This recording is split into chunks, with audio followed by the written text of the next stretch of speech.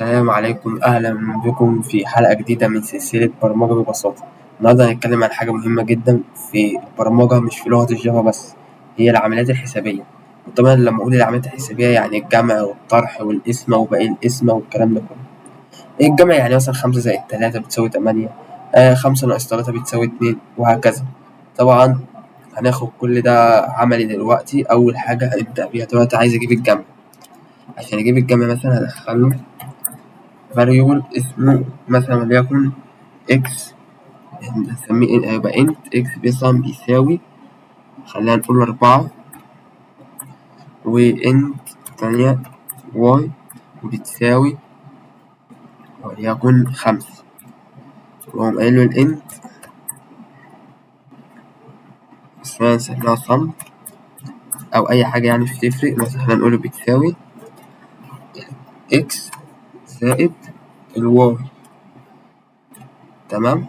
وهقول له system dot out dot print بس كده،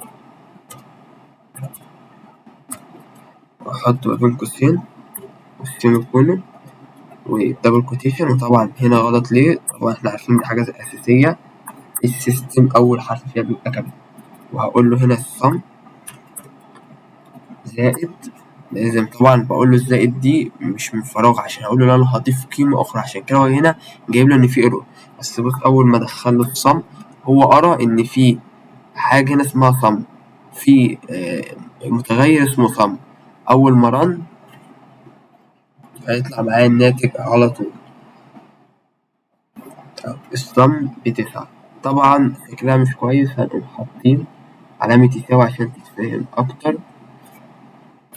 ولو جينا رنينا على كده طبعا هيطلع لنا الصم بتساوي 9، وده اللي احنا عايزينه.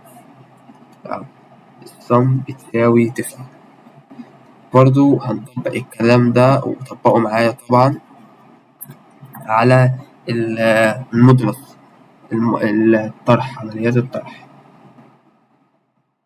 أول حاجة أقول له int، خلينا نسميها دي بتساوي وليكن، خلينا نقول له 5، نحط السيمي كولون وهنقول له الإن وليكن جي بتساوي 2، نحط السيمي كولون هقول له الإنت نفس الكلام، خلينا نسميه وليكن ماينس بتساوي الدي ناقص، المفروض عملناها زائد عشان كنا هنجمع هنا، نقول له ناقص الجي وأحط السيمي كولون. وهناخد السيستم جملة الطباعة دي. لازم طبعا جملة الطباعة لو رنينا من غير جملة طباعة هيقول لي ايرور، هيرن لي الكود اللي فوق عادي وهيجي تحت يقول لي حضرتك في ايرور. ادي اهو، ما رنش في التاني ما قالش في ايرور، لكن ما رنش في التاني تمام. في عشان دي نسخة حديثة من النت بينز ما بيقولش، في النسخ القديمة بيقول عادي. هنقول له هنحط ساوت السيستم يعني، وهقول له دي ماينس، هو قرا كده إن في حاجة اسمها الماينس، وهنغير كلمة صم هنسميها ماينس بتساوي. أول ما رن هيطلع لي، هيحسبها لي هو بقى 5 - 2 بتساوي 3. بس كده، ادي الصم اهي بتساوي 9، وادي الماينس هو بيساوي 3. هنيجي بعد كده بقى طبعا للضرب، هنعمل نفس اقول له ان وليكن اف مثلا بتساوي 5، وانت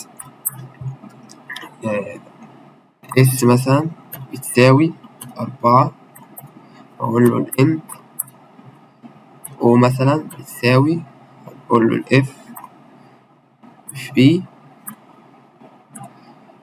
طبعا الفي هنا مش علامة، هتبقى علامة زي علامة النجمة كده مثلا، دي بتبقى في البرمجة في الجافا يعني. هنقول له الاف، والتانية المتغير اسمه ايه؟ أيوة اس، برافو عليك.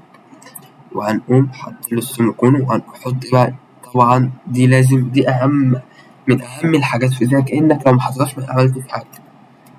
هنقوم مغيرين دي هنسميها او بتساوي، وهنغير الماينس دي وهنسميها أو. هنيجي الرن، طبعا 5 في 4 ب20.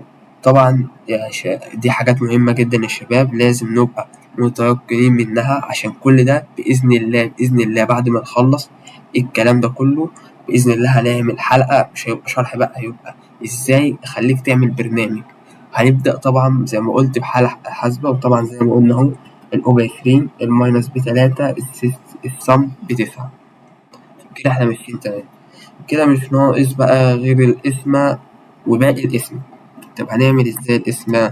مش موضوع، هنقول له الانت كل حاجة بسيطة، مثلا هنسميها زد بتساوي، وليكن مثلا هنخليها نسميها 5، وهنحط السيميكون وهقول له الانت وليكن الان بتساوي خلينا نقول له 3، نحط السيميكون وهقول له الانت خلينا نسميها ايه بتساوي مثلا، قلنا هنقول له بقى ال A بتساوي الزد إيه بقى؟ هنقول له على ال N، وهنقوم حاطين السيميكون وهنقوم واخدين جملة طباعة اللي هي system دوت أوت وهنحطها هنا، وهنغير ال O دي وهنخليها مثلا A، هنقول له ال A بيساوي A، ثانية واحدة A بيساوي A. أجي أرن كده الناتج هيطلع 1 6 6 6، بس هو هنا هيجيب ليه جابها 1 مجابش 6 6 6؟ لأن إحنا مدياله قيمة إيه أنت مبيجيبش أرقام عشرية. بس كده خلينا طبعا كده مش ناقص غير باقي الاسم. باقي الاسم دي بقى هنقول له وليكن إن، خلينا نسميها ال بتساوي 5، وحط علامة السيميكون، والإن مثلا خلينا نقول له دي بتساوي 3، حط السيميكون، أقوم قايل له هنا طبعا أقول له انت وخلينا نسميها مثلا دي بتساوي، أقول له إيه بقى ال5، قلنا بقى الاسم عاملة زي علامة اللي في المية دي، وهنقول له 5 في جي، هنقول له جي وهنقول له السيميكون. لغاية هنا مفيش أي حاجة وكله ماشي تمام. هناخد طبعا دي كوبي،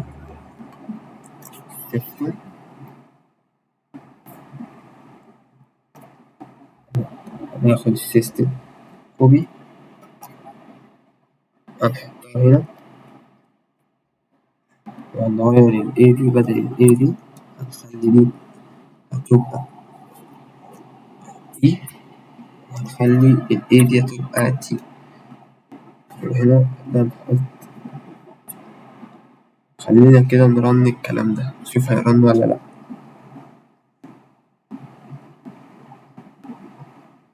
ادي اهو رن معايا كل حاجة. أول حاجة رنيناها الصم اللي هو الجمع، بعد كده الماينس، بعد كده الضرب، بعد كده الاسم، بعد كده باقي الاسم. كده يبقى حلقة النهاردة خلصت. انتظرونا الحلقة الجاية،